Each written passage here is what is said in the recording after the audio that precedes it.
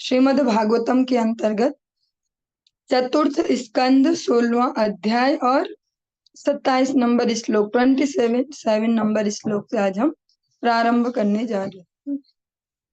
ओम नमो भगवते वासुदेवाय। ओम नमो भगवते वासुदेवाय। ओम नमो भगवते वासुदेवाय। दिशो विजित्या प्रतिरुद्ध चक्रः स्वतेजसोत्पाटित लोकशल्यः सुरासुरेन्द्र रूपगीयमान महानुभावो भविता पतिर्भुवः। जो महाराज पृथु हैं उनकी वंदना जो कर रहे हैं ऋषि मुनि, जो स्तुतियां कर रहे हैं, वे इस प्रकार से उनके गुणों का वर्णन कर रहे हैं। जो भविष्य में उनके द्वारा कार्य किए जाएंगे उनका भी वर्णन कर रहे हैं। इसी क्रम में हम ये श्लोक सुन रहे हैं। पृथु महाराज की आज्ञाओं का उल्लंघन कोई नहीं कर सकेगा। सारे जगत को जीतकर वे नागरिकों के तीनों तापों को समूल नष्ट करेंगे। तब सारे जगत में उनको मान्यता प्राप्त होगी। तब सुर तथा असुर दोनों उनके उदार कार्यों की निस्संदेह प्रशंसा करेंगे। पृथु महाराज की आज्ञाओं का उल्लंघन कोई नहीं कर सकेगा, क्योंकि वे सदाचारी राजा और उसके साथ साथ अपनी जो राज सत्ता का जो अधिकार है, जो बल है, उसका सदुपयोग करते हैं सही जगह पर। इसलिए उनकी आज्ञाओं का कोई उल्लंघन नहीं कर पाएगा।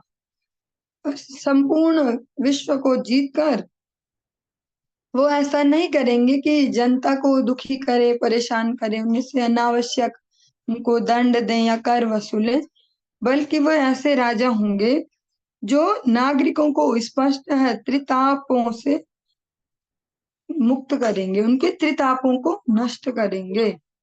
तब सारे जगत में उनको मान्यता प्राप्त होगी, सारे विश्व में उनकी ख्याति फैलेगी। तब सुर तथा असुर दोनों उनके उदार कार्यों की निस्संदेह प्रशंसा करेंगे। बहुत ही रेयर है ऐसा संयोग। सुर तथा असुर दोनों ही उनके कार्यों की प्रशंसा करेंगे।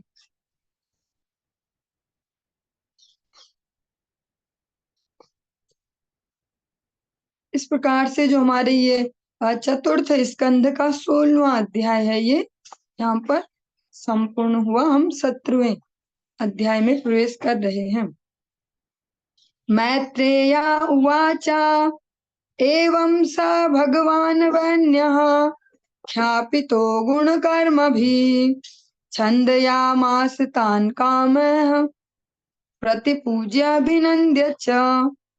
श्री मैत्रेय मुनि ने आगे कहा, इस प्रकार उन गायकों ने जो स्तुति कर रहे हैं, जो महाराज पृथु की महिमा का गायन कर रहे थे, उनके गुणों तथा वीरता पूर्ण कार्यों का वर्णन किया।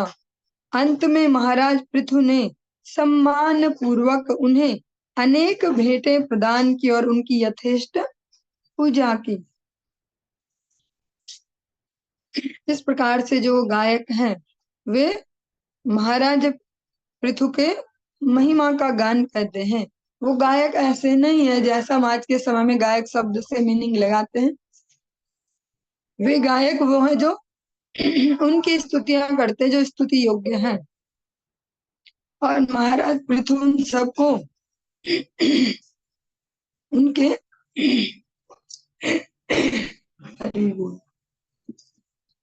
महाराज पृथु उन्हें सम्मान पूर्वक अनेक भेंटें प्रदान करते हैं, न कि चापलूसी वश कि आपने मेरी महिमा गाई तो आपको मेरी तरफ से गिफ्ट है। उनके सम्मान के लिए और उनकी यथेष्ट पूजा करते हैं। और जिस लेवल पर वो हैं, जिस प्रकार से उनका सम्मान किया जाना चाहिए, पूजन किया जाना चाहिए, यथा योग्य महाराज पृथु ने से संपन्न किया। ब्राह्मण प्रमुखान वर्णान भृत्यामात्य पुरोधशः पौराज्यान् पदान् श्रेणिः प्रकृतिः समपूजयत्।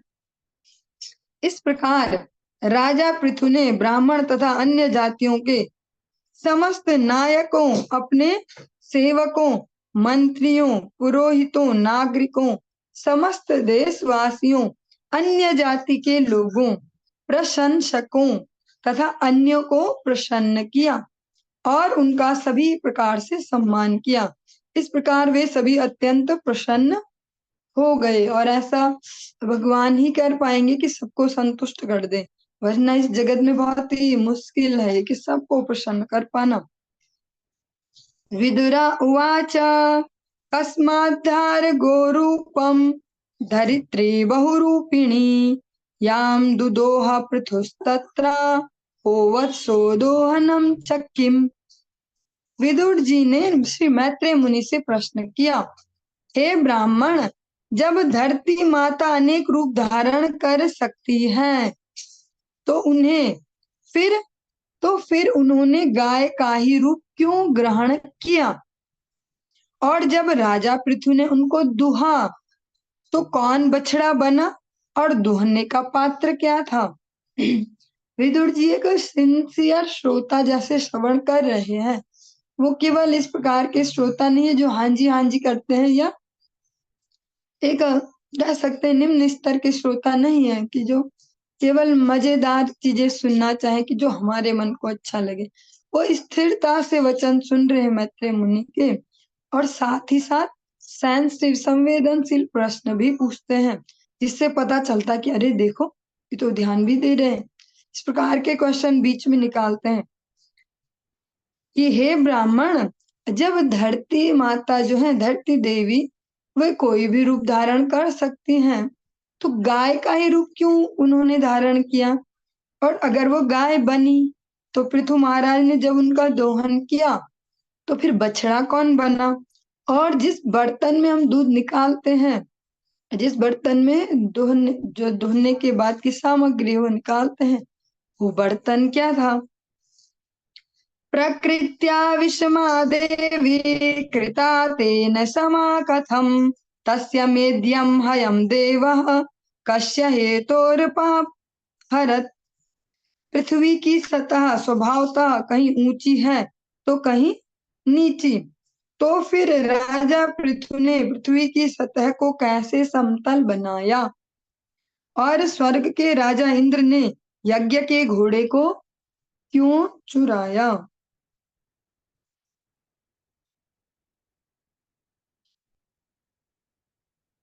सनत कुमाराद भगवतो ब्रह्मन् ब्रह्मविदुत्तमात् लब्ध्वा ज्ञानं सविज्ञानं राजर्षय काम गतिं गतः।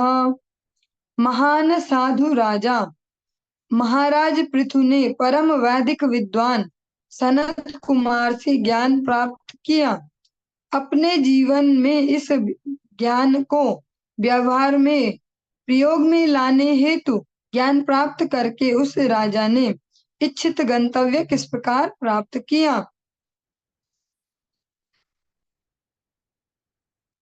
और जैसा आप सभी अनेक प्रसंगों में श्रवण करते हैं, जब भी गुरु परंपरा शब्द आता है कि जो भगवान नारायण से जो 4 परंपराएं निकली हैं, जिनसे संबंधित अभी भी गुरु परंपराएं से भारत भूमि में चल रही है और विश्व के अनेक कोने कोने तक भगवान नाम को पहुंचा रही है। वे चारों परंपराएं आपने सुनी है, ब्रह्मा जी और लक्ष्मी जी और भगवान शिव हैं उनसे, और जो सनत कुमार है, इनसे 4 परंपराएं चली हैं, ये आप हमेशा सुनते हैं। और साथ में जो ईमानदार वैष्णव होंगे, ईमानदार भक्त होंगे, वे यही कहेंगे कि आप इन चारों में से किसी में भी चले जाइए पर बाहर न जाइए। वो ऐसा नहीं कहेंगे आप हमारे वाले में या हमारे वाले में, वे यही कहते हैं कि कहीं भी जाओ पर इन चारों के अंदर ही जाओ, क्योंकि ऑथराइज्ड यही 4 संप्रदाय हैं। इसी क्रम में जो महाराज पृथु है, उन्होंने सनत कुमार वाली जो परंपरा है उससे वैदिक ज्ञान प्राप्त किया। आपने कल या परसों की कक्षा में श्रवण किया था कि जो चारों कुमार हैं उनमें से जो सनत कुमार नाम से जो कुमार हैं, उनसे महाराज पृथु अपने बगीचे में, अपने उद्यान में बैठकर भगवत चर्चा करते थे, उनसे ज्ञान प्राप्त करते थे। तो विदुर जी ये पूछ रहे हैं कि जो महाराज पृथु हैं उनके लिए शब्द यूज किया महान साधु राजा, जबकि वो ग्रस्त में है। अर्ची देवी स्वयं उनके साथ साथ प्रकट हुई हैं, फिर भी साधु शब्द यूज किया गया है, क्योंकि साधु को हमेशा केवल वेश से ही डिफाइन नहीं किया जा सकता। जैसा भगवान कपिल के प्रसंग में भी सुना, जो अपनी इंद्रियों को भगवत सेवा में साधते हैं वे साधु कहलाते हैं। उन्होंने सनत कुमार से ज्ञान प्राप्त किया। अपने जीवन में इस ज्ञान को व्यवहार में प्रयोग में लाने हेतु ज्ञान प्राप्त करके राजा ने इच्छित गंतव्य किस प्रकार प्राप्त किया, और जो उनसे सुना उसको प्रैक्टिकली जीवन में अप्लाई किस प्रकार से किया, और जो उनका गोल है उसको कैसे अचीव किया, जो जीवन का गंतव्य है। इस प्रकार से विदुर जी नारद जी से प्रश्न पूछते हैं, क्योंकि हम सभी भी अगर जिन जिन भी परंपराओं के अंतर्गत, हम तो सभी एक ही परंपरा के अंतर्गत है, फिर भी जो चारों परंपराएं हैं, जो भी भक्त इनके अंतर्गत शरणागत होते हैं, उन सब का एक ही लक्ष्य है कि यहाँ से हम कुछ सीख कर अपने जो त्रितापों से ग्रसित जीवन है इसमें प्रैक्टिकली अप्लाई कर पाए। ऐसा ज्ञान किसी को भी नहीं चाहिए कि हम सुने सुने बहुत बढ़िया बोलते हैं, ये तो बहुत ही बढ़िया बोलते हैं ये, पर समझ में नहीं आता कि हम कहाँ यूज करेंगे और कैसे, हमारा क्या फायदा है सुनने में। हाँ, तो इन चारों परंपराओं में बहुत प्रैक्टिकली सिखाया जा रहा है जीवनों में कैसे हम इस वैदिक ज्ञान को यूज कर सकते हैं। और श्रीमन महाप्रभु की धारा में आने से हम अति भाग्यशाली हैं। गुरुवर की महान कृपा है कि स्वयं युगावतार भगवान की परंपरा में हम लोग हैं। तो हमारी ये अत्यंत जिम्मेदारी बनती है कि इसको हम अपने जीवनों में अप्लाई करें और रिजल्ट देखें कि सच में ये झूठ बोलते हैं, सच बोलते हैं, भक्ति से क्या फायदा होता है, जो हमें अनुशासन दिया जा रहा है इससे जीवन में क्या लाभ है। जब प्रैक्टिकली खुद अनुभव करें तब अन्यों को भी मदद कर पाए। तो इस प्रकार से जो विदुर जी हैं वो पूछना चाह रहे कि राजा ने प्रैक्टिकली कैसे अप्लाई किया और जीवन के गोल को कैसे अचीव किया। यच्चान्यदपि कृष्णस्य भवान् भगवतः प्रभो श्रवाशुश्रवसः पुण्यं पूर्वदेह कथाश्रयम् भक्ताय मे अनुरक्ताय तव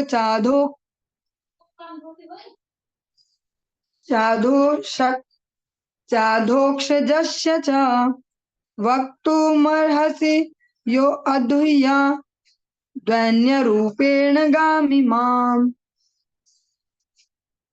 पृथु महाराज भगवान श्री कृष्ण की शक्तियों के सत्यावेश अवतार थे।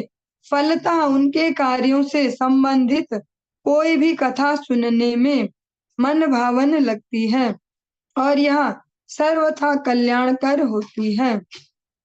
मैं तो आपका तथा अधोक्षज भगवान का भी भक्त हूँ, अतः आप कृपया उन राजा पृथु की सभी कथाएं सुनाएं जिन्होंने राजा वेन के पुत्र के रूप में गाय रूपी धरती का दोहन किया।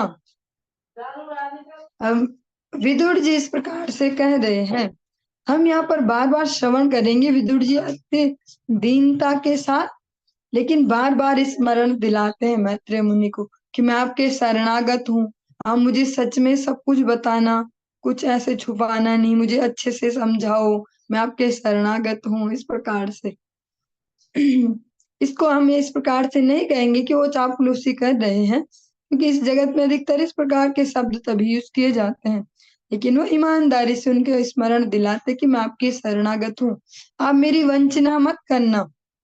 कई बार हम देखते हैं कि इस जगत में और प्रैक्टिकली जो समय चल रहा है इसमें अगर किसी को अनुशासित करने का प्रयास करे तो वो नाराज हो जाएगा कि तो पीछे ही पड़े रहते, जब देखो सुनाते ही रहते, प्रवचन करते रहते हैं। लेकिन जो सच में समझदार लोग होते हैं वे ऐसे लोगों को पसंद करते हैं जो उन्हें अनुशासित करते हैं। वो चाहते हैं कि ऐसे लोग हों जो उन्हें अनुशासित करें, क्योंकि जो हमें अनुशासित नहीं कर रहे वो हमसे कोई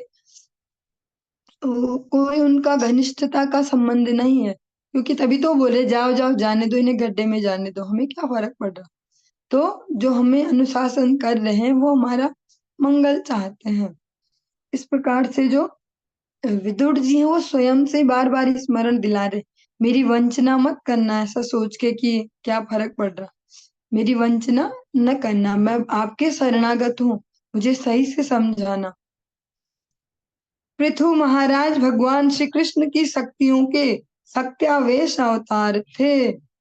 फलता उनके कार्यों से संबंधित कोई भी कथा सुनने में मन भावन लगती है और वह सर्वथा कल्याणकर होती। वे स्वयं भगवान के ही अवतार हैं, अतः जो उनके जो भी कार्य हैं जन्म कर्म च मे दिव्यम, जिसको भगवान कहते हैं, उनको सुनेंगे तो मन को भी अच्छा लगेगा और हमारा कल्याण भी होगा। उससे हमें कुछ ऐसा प्रैक्टिकल नॉलेज भी मिलेगा जिससे प्रैक्टिकली जीवनों में हम प्रसन्नता प्राप्त कर पाए। मैं तो आपका तथा अधोक्षज भगवान का भी भक्त हूँ। विदुर जी स्पष्ट कहते हैं मैं ठाकुर, पहले आपका कहते हैं, पहले ये नहीं कह रहे मैं ठाकुर जी का और आपका भक्त हूँ, मैं आपका और भगवान का भी भक्त हूँ। इस प्रकार से अनेक जगह हम श्रवण करते हैं, मोते अधिक संत कर लेखा, भगवान राम कहते हैं। और अन्य जगह पर आप श्रवण करते हैं, प्रथमंतु गुरु पूजा ततश्चैव ममार्चनम, जो भगवत शरणागत जो एक निष्ठ भक्त है ऐसे गुरुदेव का पहले पूजन करें फिर मेरा करें, यही सिद्धि प्राप्त करने की प्रोसेस है। भगवान राम भी यही कहते हैं, मोते अधिक संत करी लेखा। तो इसी क्रम में विदुर जी कहते हैं कि मैं ना आपका भक्त हूँ और भगवान का भी भक्त हूँ, अतः आप कृपया उन राजा पृथु की सभी कथाएं सुनाएं। इसलिए आप कुछ छुपाना मत मुझसे कि चलो छोड़ो इसको कम में ही निपटा दो, ऐसे मुझे अच्छे से समझाना, सारी कथाएं सुनाना भगवान पृथु की, जिन्होंने वेन राजा के पुत्र के रूप में जन्म लिया है और धरती जब गाय रूप में आती है तो उनका दोहन किया है।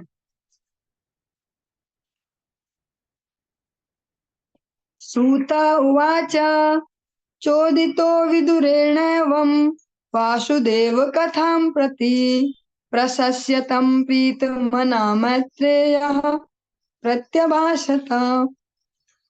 श्रील सूत गोस्वामी ने आगे कहा, जब विदुर को भगवान श्री कृष्ण के विविध अवतारों के कार्यकलापों को सुनने की प्रेरणा हुई तो श्री मैत्रेय मुनि ने विदुर की प्रशंसा की, क्योंकि वे स्वयं उनसे प्रोत्साहित और अत्यधिक प्रसन्न हुए।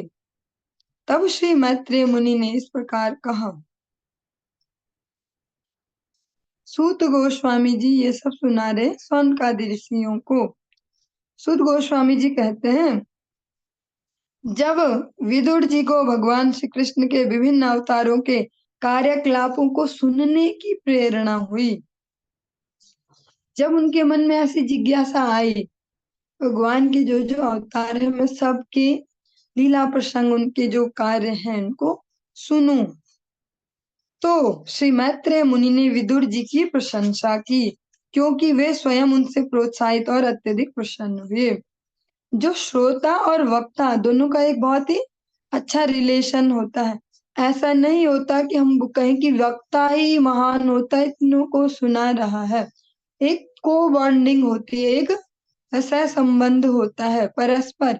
अगर श्रोता शुद्ध चित्त से सुनते हैं, वक्ता तक भी वो वाइब्रेशन जाती है, वो भी रिलेट कर पाते हैं। उसी प्रकार से फिर वो अच्छे से अच्छे प्रसंगों को अच्छे अच्छे सुंदर भाव से निष्कपट भाव से डिलीवर कर पाएंगे। जब श्रोता ही वैसे होंगे, रजोगुणी तमोगुणी अनेक अनेक कामनाओं वासनाओं से लेकर बैठे होंगे, भौतिक कामनाओं को लेकर, तो वक्ता भी कहीं ना कहीं उसी प्रकार से उनको प्राप्त होते हैं। और या कह सकते हैं अगर श्रेष्ठ भी हो तो उसी प्रकार से उनकी वंचना कर लेते हैं, उनसे सही बात को छुपा के। तो यहाँ पर जो विदुर जी हैं वो भी एक सिंसियर श्रोता है, तो मैत्रेय मुनि को भी अच्छा लगता है। मैत्रेय मुनि भी उनसे मोटिवेट होते हैं, प्रोत्साहित होते हैं, जब वो अलग अलग प्रकार के प्रश्न निकाल के लाते बीच से सेंसिटिव सेंसिटिव, तो मैत्रेय मुनि भी उनसे प्रसन्न होते हैं, इसलिए उन्होंने विदुर जी की प्रशंसा की। वो भी फिर ईमानदारी से प्रशंसा करते हैं श्रोता की, वो भी इस ईगो में नहीं चल रहे होते कि मैं तो सुनाने वाला हूँ, मुझे ज्यादा आता है, तू तो ऐसा ही है, ऐसा नहीं। वो भी मुक्त कंठ से उनकी प्रशंसा करते हैं, क्या बहुत सुंदर प्रश्न लाते हो। तब मैत्रेय मुनि ने इस प्रकार कहा, मैत्रेया उवाच यदाभिषिक्तः पृथुरंग विप्र रामन्त्रितो जनता याश्च पालः प्रजानिरन्ये क्षितिपृष्ठ एत्यश्रुतश्यामदेहा प्रतिमभ्यवोचन। श्री मैत्रेय मुनि ने आगे कहा, हे विदुर, जब ब्राह्मणों तथा ऋषियों ने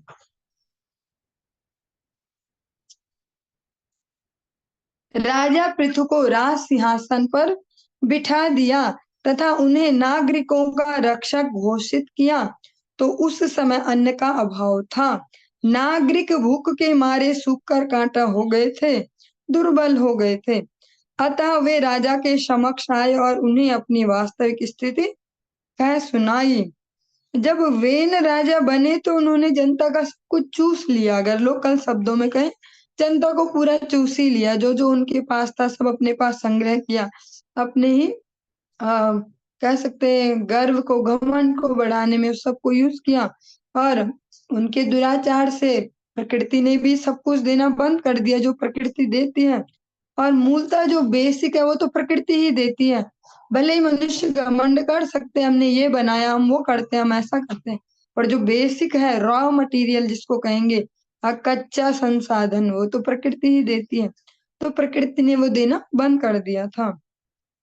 इस प्रकार से मैत्रेय मुनि कहते हैं, विदुर, जब ब्राह्मणों ने, ऋषियों ने मिलके महाराज पृथु को सिंहासन पर बिठा दिया और उनको अब नागरिकों का रक्षक, जो पालक है, वो घोषित कर दिया। उस समय जो प्रैक्टिकली स्थिति थी वो एक सूखे वाली, भूखमरी वाली स्थिति थी। जनता सच में जनता को इतना भी भोजन उपलब्ध नहीं हो पा रहा था कि जीवन रक्षा कर पाए। बहुत ही विषम परिस्थिति से सब गुजर रहे थे। अब जब उन्होंने देखा इतने दयालु राजा आ गए, तो सब बिना डर के राजा के पास आए और दिखाई अपनी स्थिति, जो उनके शरीर से खुद भी पता चल पा रही थी।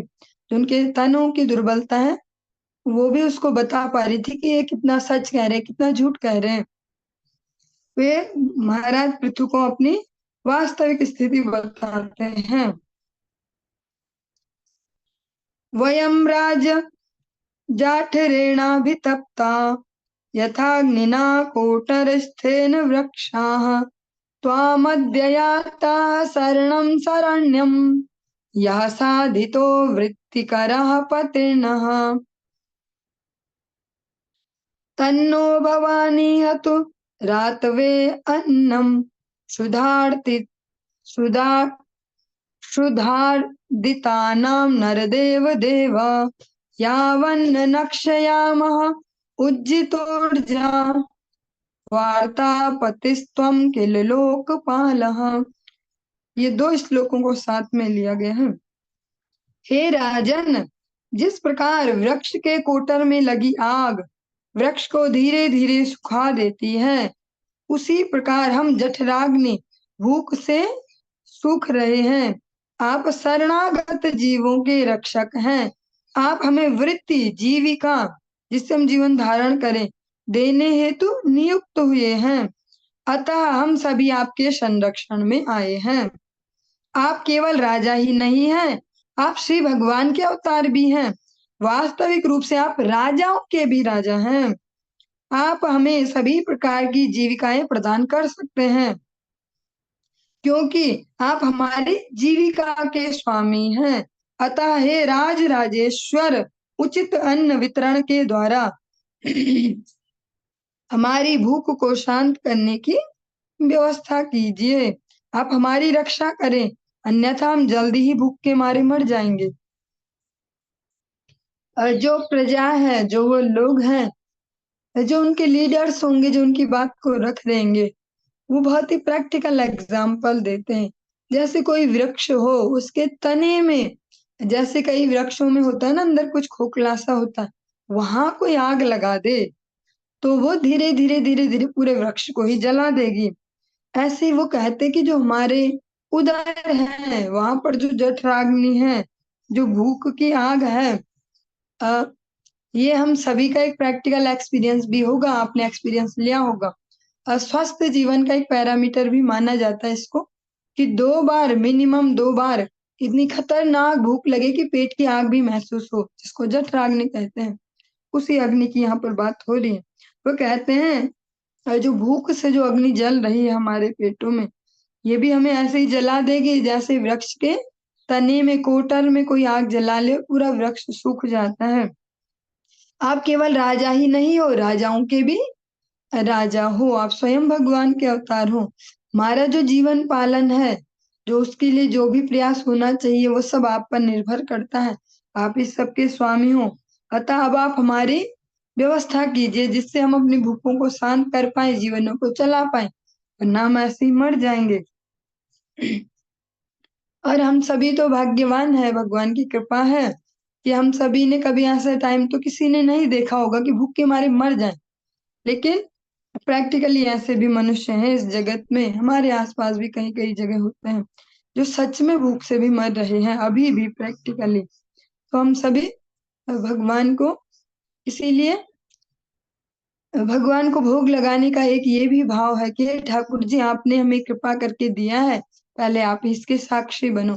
एक धन्यवाद ज्ञापन करना, जब धन्यवाद वाली एक थैंकफुलनेस वाले जो एटीट्यूड है हमारे जीवन में आ जाता है, तो जीवन सही रास्ते पर ही चलता है।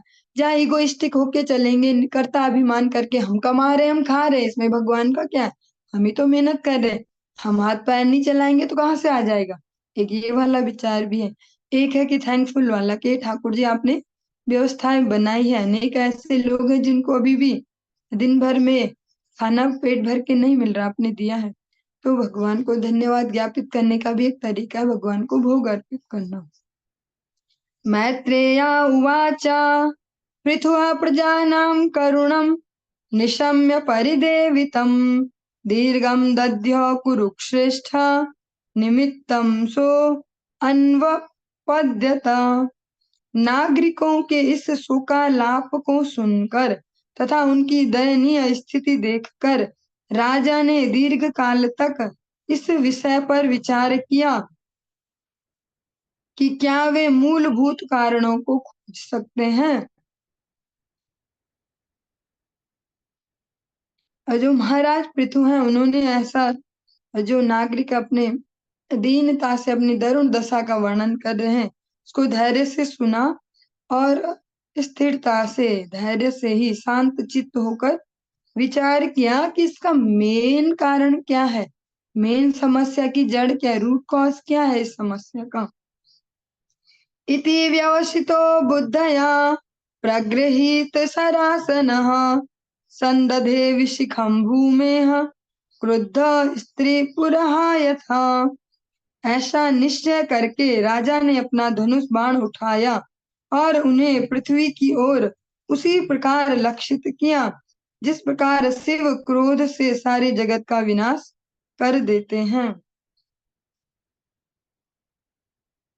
और महाराज पृथ्वी ने जब धैर्य से चिंतन किया कि क्या रीजन हो सकता है ये जो भूखमरी है, तो सबसे पहले उन्होंने विचार किया कि जनता के लक्षणों पे कहीं यही तो आलसी नहीं है, ऐसा तो नहीं है आलस के कारण भूखे मर रहे हैं, लेकिन ऐसा भी कुछ नहीं है। तब चिंतन करते करते वो इस निष्कर्ष पर पहुंचे कि पृथ्वी अभी कुछ नहीं दे रही है, इसलिए ये भूखे मर रहे हैं। तो उन्होंने अपना धनुष बाण उठा के धरती की ओर लक्ष्य किया, जैसे कि जब जो भोलेनाथ है वो क्रुद्ध क्रुद्ध होकर इस जगत का विनाश करते हैं, या कह सकते हैं लास्ट में जो उनको प्रलय वाला जो अ, जिम्मेदारी दी गई है उसको जब करते हैं, उसी भाव से भावित होकर आज महाराज पृथु ने अपना धनुष बाण पृथ्वी की ओर किया। प्रवेपमाना धरणी निशाम्योदायुधं च तं गौः सत्य पाद्रव द्रवद्भीता मृगीव मृगयुद्रुता। जब पृथ्वी ने देखा कि राजा पृथु उसे मारने हेतु धनुष बाण धारण कर रहे हैं, तो वह भय के मारे कांपने लगी। उसके बाद वह उसी प्रकार भागी जिस प्रकार शिकारी द्वारा पीछे किए जाने पर हिरनी तेजी से भागती है। राजा के भय से पृथ्वी ने गाय का रूप धारण कर लिया और भागने लगे।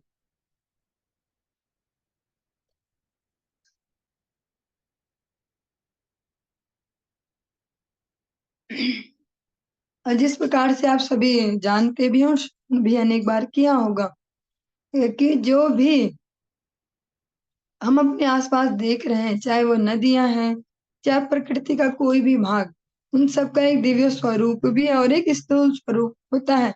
जैसे नदियों को हम जल के रूप में देखते हैं, लेकिन अनेक प्रसंगों में हम सुनते हैं कि ये देवियों के रूप में भी हैं। गंगा जी हो गई, यमुना जी हो गई, सरस्वती, इस प्रकार से जो भीष्म है वो तो स्वयं गंगा पुत्र हैं, तो वो भी उन्होंने स्त्री रूप में ही उनको धारण किया था, उनको जन्म दिया है। तो जो पृथ्वी है, जब वो देखती है कि महाराज पृथु धनुष बाण लिए उनकी ओर आ रहे हैं, तो भय के मारे कांपने लगी और अब उन्होंने गाय का रूप धारण किया और इस प्रकार से भयभीत होकर भागने लगी। जैसे कोई शिकारी किसी हिरनी का पीछा कर रहा हो, तो वो जितनी तेजी से और जिस भाव से वो भागती है भय से, वैसे इन्होंने भागना प्रारंभ किया। तामन्वधावत् दैन्यः कुपितो अत्यरुणेक्षणः सरं धनुषि संधाय यत्र यत्र पलायते।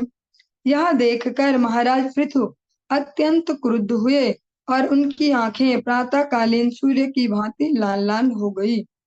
अपने धनुष पर बाण चढ़ाए वे जहां जहां गाय रूपी पृथ्वी दौड़ कर जाती, वहीं वहीं उसका पीछा करते रहे। सा दिशो विदिशो देवी रोदसी चान्तरं तयोः धावन्ती तत्र तत्रैनं ददर्शानुद्य तायुधम। गाय रूपी पृथ्वी स्वर्ग तथा पृथ्वी के बीच अंतरिक्ष में इधर उधर दौड़ने लगी और जहां भी वह जाती, राजा अपना धनुष बाण लिए उसका पीछा करते रहे। स्वर्ग और पृथ्वी के बीच का जो गैप है, यहाँ वो दौड़ने लगी और महाराज पृथ्वी उनका पीछा करते रहे।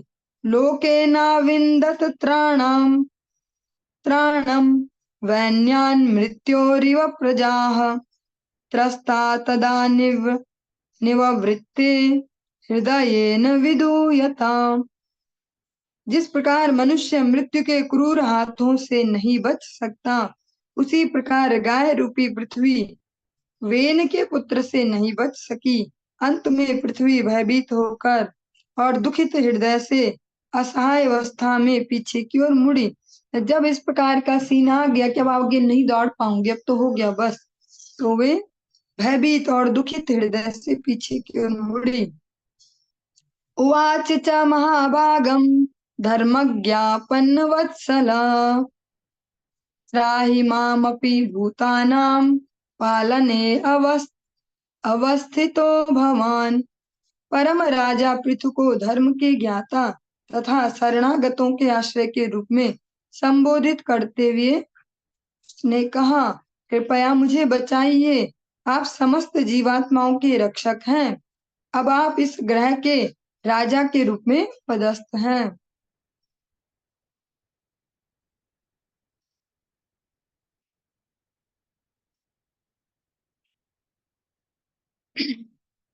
जो गाय ने यहाँ पर, जो पृथ्वी है, उन्होंने गाय का रूप धारण किया, इसके लिए बहुत ही सेंसिटिव सा कारण भी है, क्योंकि राजा का कर्तव्य है कि वो स्त्री, गाय, बालक, ब्राह्मण और वृद्धों की रक्षा करें। अतः पृथ्वी देवी गाय का रूप धारण करती हैं, जिससे वो गाय वाली कैटेगरी में और स्त्री वाली दोनों में और अशरणागत वाली कैटेगरी में भी हैं। अतः वो उनको संबोधित करते हुए कहती हैं, आप मुझे बचाइए, आप समस्त जीवों के रक्षक हैं और इस ग्रह के राजा के रूप में, और राजा की तो जिम्मेदारी है इन सब की रक्षा करना। स त्वं जिघांससे कस्मादीनां कृतकिल्बिषाम् अहनिष्यत्य कथम योषाम् धर्मज्ञा इति यो मतः। गाय रूपी पृथ्वी राजा से अनुनय विनय करती रही, मैं अत्यंत दीन हूँ, और मैंने कोई पाप कर्म नहीं किया, तो फिर आप मुझे क्यों मानना चाहते हैं? आप धर्म के नियमों को जानने वाले हैं, तो फिर आप क्यों मुझसे द्वेष रख रहे हैं? क्योंकि एक स्त्री को मारने हेतु क्यों एक स्त्री को मारने हेतु इस प्रकार उद्यत हैं? जो पृथ्वी देवी हैं वो इस प्रकार से स्पष्ट अपने वचनों को रखती हैं और कहती हैं कि मैं अत्यंत दीन हूँ, मैंने कोई गड़बड़ भी नहीं किया, कोई पाप कर्म भी नहीं किया है। आप मुझे क्यों मानना चाहते हो? आप धर्म के सारे नियम जानते हो, स्त्रियों को, गाय को, बच्चों को, वृद्धों को, दीनों को, शरणागतों को, ब्राह्मणों को उनको मारा नहीं जाता, फिर भी आप मुझे मारने को क्यों उद्यत है, क्यों मुझे मारना चाहते हैं? प्रहरन्ति न वै स्त्रीषु पितागह स्वपि जन्तवः किमुत त्वदिधा राजन् करुणादीनवत्सलाः। यदि स्त्री कोई पाप कर्म भी करे तो मनुष्य को उस पर हाथ नहीं उठाना चाहिए। हे राजन, आप तो इतने दयालु हैं कि आपके विषय में क्या कहा जाए। आप रक्षक हैं और दीन वत्सल हैं। जिस प्रकार से हम अनेक अनेक प्रसंगों में सुनते हैं, वृद्धों पर, स्त्रियों पर और ब्राह्मण को भी इसी कैटेगरी में रखा गया, बच्चों को भी, और जो गाय है उनको, कि उनको कभी भी शारीरिक दंड नहीं दिया जाना चाहिए। आज के समय में जो सो कॉल्ड इंटेलेक्चुअल हैं वो कहते हैं कि हाँ, हम स्त्री सशक्तिकरण, नारी सशक्तिकरण एक शब्द लाए हैं, किंतु हमारे शास्त्रों में से हमेशा से ही इसको ध्यान में रखकर ही उपदेश किए जाते हैं। या हम इस प्रकार के उपदेश भी हम अपनी इसी संस्कृति में सुनते हैं। अ, यत्र नार्यस्तु पूजन्ते रमन्ते तत्र देवता, यत्रेतास्तु न पूजन्ते सर्व तत्रापला क्रिया। जो शारीरिक दंड है उसका विधान स्त्रियों के लिए नहीं दिया गया है। किसी प्रकार से कोई भी इस प्रकार से अगर किसी प्रकार से कुछ गलत कार्य भी कर दे तो शारीरिक दंड का विधान नहीं, अलग अलग प्रकार से दंड दिए जा सकते हैं, पर शारीरिक दंड का यहाँ पर कोई विधान नहीं है, क्योंकि जहाँ स्त्रियों का अपमान होता है वहां श्रीहीन वो हो जाते हैं। और श्री जो शब्द है इसके अंतर्गत सब कुछ ही आता है। वो धन संपत्ति है, यश है, वैभव है, स्वास्थ्य है, सब कुछ इस कैटेगरी में आ जाता है। तो महिलाओं को शारीरिक दंड का कहीं पर भी विधान नहीं है। जहां भी इस प्रकार का कुछ कृत्य किया जाता है तो उन परिवारों में देखते ही है स्त्री वहां पर नाश होनी प्रारंभ हो जाती है। हे राजन, आप इतने दयालु हैं कि आपके विषय में क्या कहा जाए। आप रक्षक हैं और दीन वत्सल हैं। माम विपाटया जराम नावम यत्र विश्वम प्रतिष्ठितम आत्मानं च प्रजाक्षेमा कथमं भसि दास्यसि। गाय रूपी पृथ्वी ने आगे कहा, हे राजन, मैं एक सुदृढ़ नाव के समान हूँ और संसार की सारी सामग्री मुझी पर टिकी है। यदि आप मुझे छिन्न कर देंगे तो फिर आप अपने आप को तथा अपनी प्रजा को डूबने से किस प्रकार बचा पाएंगे? पृथ्वी देवी स्वयं कहती हैं कि मैं आप सबके लिए नाव के समान है और संसार मुझ पर ही सब टिका है, सारी सामग्री मुझ पर ही टिकी है। अगर आप इस नाव को ही छिन्न भिन्न कर दोगे तो आप और आपकी प्रजा का फिर क्या होगा? वो सब कैसे डूबने से उन्हें बचा पाएंगे? पृथुरुवाच वसुधे त्वाम वधिष्यामि मच्छासन पराङ्मुखीं भागं बहिर्षि या वृक्ते न तनोति न चनो वसु। राजा पृथु ने पृथ्वी को उत्तर दिया, हे पृथ्वी, तुमने मेरी आज्ञा तथा नियमों का उल्लंघन किया है। तुमने हमारे द्वारा संपन्न यज्ञों में देवता के रूप में अपना अंश ग्रहण किया है, किंतु बदले में पर्याप्त अन्न नहीं उत्पन्न किया। इस कारण मैं तुम्हारा वध कर दूंगा।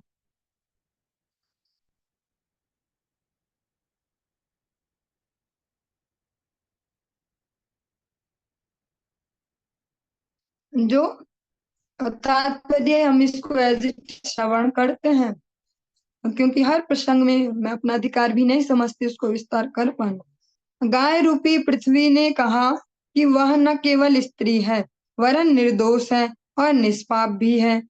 अतः उसने तर्क किया कि उसका वध नहीं किया जाना चाहिए। साथ ही उसने यह भी संकेत किया कि राजा धर्मज्ञ होता है, अतः उसे धार्मिक नियमों का उल्लंघन नहीं करना चाहिए। और इसी धार्मिक नियमों के अंतर्गत नियम एक स्त्री वध को वर्जित भी बताया गया है। तो महाराज पृथु फिर उत्तर देते हैं कि पृथ्वी ने उनके आदेशों का उल्लंघन किया है और यह उनका एक आपराधिक कृत्य है, ये उनका एक इनकी मिस्टेक है। दूसरा कि वो अपना हिस्सा तो लेती हैं यज्ञों का जो है, लेकिन बदले में जो उनका उत्तरदायित्व है अन्न उत्पन्न करना वो नहीं कर रही है। उन्होंने फिर ये लॉजिक दिया कि आप अपना हिस्सा तो ग्रहण करते हैं, आप अपने अधिकारों को तो अ, अधिकारों की दुहाई देते हैं और कर्तव्यों को पालन नहीं करते हैं। ये वहां पर सबसे बड़ा लॉजिक भगवान पृथु देते हैं। यवशं दग्ध्यनुदिनं नैव दोग्ध्योदशं पयः तस्यामेवं हि दुष्टायां दंडो नात्र न शस्यते। यद्यपि तुम नित्य ही हरी घास चरती हो, किंतु तुम हमारे उपयोग के लिए अपने थनों को दूध से भरती नहीं हो। चूंकि तुम जानबूझकर अपराध कर रही हो, अतः यह नहीं कहा जा सकता कि तुम दंड की पात्र नहीं हो, क्योंकि तुमने गाय का रूप धारण किया है।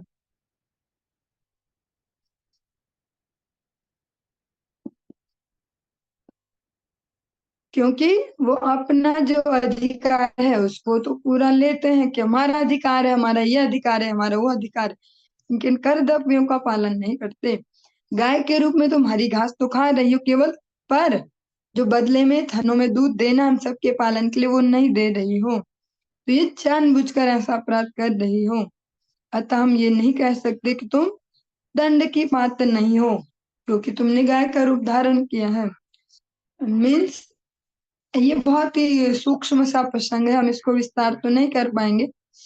अ, हम सभी के लिए भी इसमें एक बहुत बड़ा मैसेज है। हमारे जो डेली वाला जो जीवन है, रोज की जो भगदड़ है, जो रोज की महाभारत है जीवन की, इसमें भी बहुत सूक्ष्मता से विचार करने की आवश्यकता है। जो हमारे आपसी क्लेश है, रिलेशन में जो अलग अलग प्रकार के जिनको झमेले बोल सकते हैं, उन सब में भी अगर हम इस सूक्ष्मता को ध्यान में रख पाए कि हमारे क्या हमारे राइट्स हैं, क्या हमारी रिस्पॉन्सिबिलिटी हैं, और हम क्या दोनों का ठीक से बैलेंस बना पा रहे हैं। अगर इस प्रकार से बैलेंस बनाते हुए चलेंगे तभी जाके एक उचित कह सकते हैं सही रिलेशनशिप भी चल पाएंगी, कोई सी भी वो हो। जब हम एक ही जगह फोकस कर दें या कोई एक व्यक्ति या तो अधिकारों पर ही पूरा कब्जा कर ले और कोई एक के ऊपर सारे कर्तव्यों का लोड हो, तो भी बैलेंस गड़बड़ हो जाएगा। जो ये प्रसंग है ये बहुत ही सेंसिटिविटी के साथ हमें ये बताता कि हमें एक सजग मनुष्य के रूप में, सचेत मनुष्य के रूप में हमने कर्तव्य और अधिकार, ये नहीं कहा जा रहा कि आप कर्तव्यों में ही धसे रहो बस हम मर गए कर करके। अधिकार भी देखिए, पर दोनों का बैलेंस आवश्यक है। अधिकारों के प्रति भी सचेत रहें और कर्तव्यों के प्रति भी। जितना ये दोनों भावों का बैलेंस गड़बड़ होता है, उतना ही हमारे जीवन में जो हौच पौच है, जो कह सकते हैं अ, असामंजस्य वाली स्थिति आती है, वो इस वजह से है। तो भगवान पृथु कहते हैं कि आप अपने अधिकारों को तो पूर्णतः यूज कर रही हैं और कर्तव्य पालन नहीं करते, इसलिए आप दंड के अधिकारी हैं। त्वं खल्वोषधि बीजानि प्राक्सृष्टानि स्वयंभुवा नामुच्चस्यात्मरुद्धानि मामवज्ञाय मंदधि। तुमने इस प्रकार अपनी बुद्धि गंवा दी है कि मेरी आज्ञा के होते हुए भी तुम जड़ी बूटियों तथा अन्नों के बीज नहीं दे रही हो। जिन्हें पूर्व काल में ब्रह्मा जी ने उत्पन्न किया था और जो तुम्हारे अंदर छिपे हुए हैं। भगवान भी ऐसा नहीं है कि साधारण जगत के पुरुषों जैसे कि थोड़ा सा इधर उधर हुआ तो सीधे शारीरिक दंड देने लगे। महिलाओं को भी भगवान स्वयं भगवान के सत्यावेश अवतार हैं। भगवान भी स्पष्ट कहते हैं कि तुमने अपनी बुद्धि गंवा दी है, तुम अपने कर्तव्यों से च्युत हो गई हो, तुम धीर बुद्धि वाली नहीं हो अभी। मैं मेरी आज्ञा के हिसाब से आपको जड़ी बूटियां या जो अन्न के बीज हैं वो सब देने हैं प्रजा के लिए, पर आप उसका पालन नहीं कर रही हो, अधिकार सारे यूज कर रही हो। और ब्रह्मा जी ने जिन्हें उत्पन्न किया है, यहाँ पर ब्रह्मा जी का भी उल्लेख करते हैं। भगवान कोई एक क्रोध के आवेश में नहीं चल रहे कि चिक चिक हुई आपस में, झगड़ा झगड़ा हुआ और चलो ऐसे शारीरिक हिंसा प्रारंभ हो गई। भगवान ब्रह्मा जी का भी उल्लेख करते कि ब्रह्मा जी ने जिन्हें उत्पन्न किया था, आज जो तुम्हारे अंदर छिपे हैं और तुम उन्हें प्रजा के लिए नहीं दे रही हो, इसलिए भी दंड की अधिकारी हो। अमूषाम क्षुत परितानाम आर्तानां परिदेवितम् शमयिष्यामि मद्बाणैर् भिन्नायास्तव मेधसा। अब मैं अपने बाणों से तुम्हारा खंड खंड कर दूंगा और तुम्हारे मांस से क्षुधार्त नागरिकों को संतुष्ट करूंगा जो अन्न के अभाव में त्राहि त्राहि कर रहे हैं। इस प्रकार मैं अपने राज्य की प्रजा का विलाप दूर करूंगा।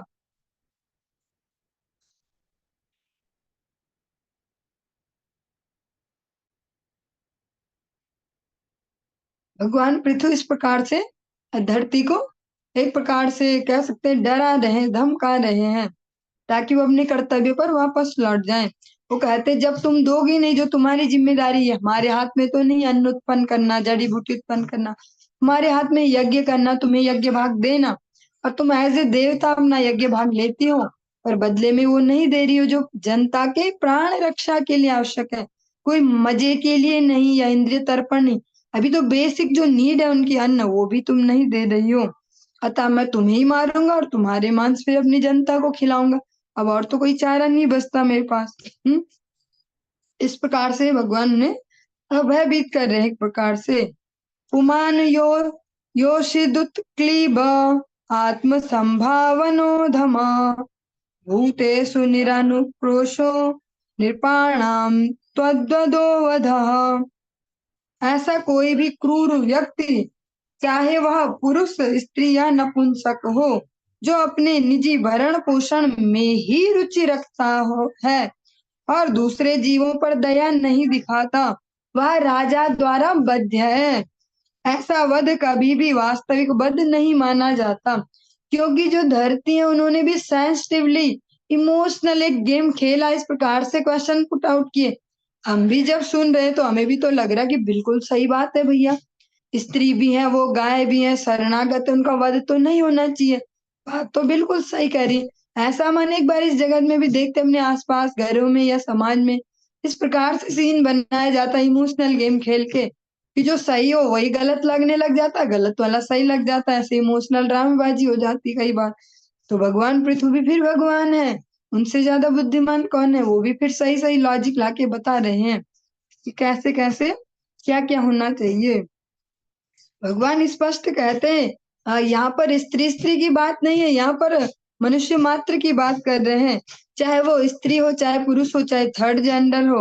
अगर केवल अपने ही पेट पालने में रुचि है, बस अपना ही करें, हम बस अपने लिए ही स्वार्थी हैं, यहाँ से लूटो यहाँ से खसोटो, अपना हो जाए बस अपना, अन्यों को नहीं देख रहे हैं, तो वो राजा द्वारा बद्ध हैं।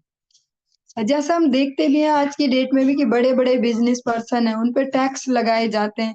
हमको भी लगता है इतना इतना क्यों लगा रहे हैं, वो भी इसी क्रम में है कि जब उनके पास इतना है तो उनसे लेकर फिर जिनके पास नहीं है, किन्हीं कारणों से जो दीन है उनके लिए कुछ योजनाएं लाई जाए। तो भगवान फिर राजा पृथु स्पष्ट कहते हैं इस प्रकार का नागरिक राजा के द्वारा वध्य है।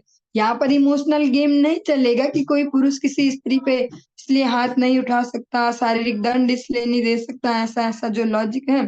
वो कहते हैं कि मैं राजा भी हूँ, इसके साथ साथ मेरा ये भी कर्तव्य है कि अगर आप अपने सब अधिकार लेते हुए और जो आपके ही हाथ में और किसी के हाथ में नहीं, उसे नहीं कर रहे हो तो आप राजा के द्वारा बद्ध हो।